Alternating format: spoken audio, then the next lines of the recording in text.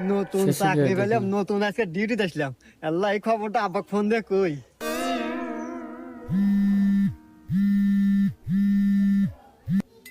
হ্যাঁ বাজান। হ্যালো আব্বা। আব্বা, আমি নতুন চাকরি পাচ্ছি, পুলিশের চাকরি পাচ্ছি। কই তুই কি করিস বাজান? তুই পুলিশের চাকরি পাচ্ছু? হ্যাঁ, আমার শুনে আত্মাটা জুড়ে গেল বাজান। আমার কত স্বপ্ন ছিল তুই একটা চাকরি করবো, সরকারি চাকরি করবো।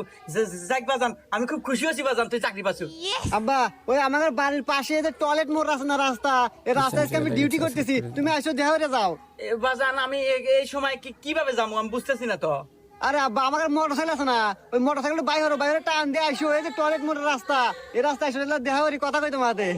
আচ্ছা আচ্ছা বাবা, ঠিক আছে, আমি এখনই আসতেছি। বাজান আয়, আমার বুকে আয়।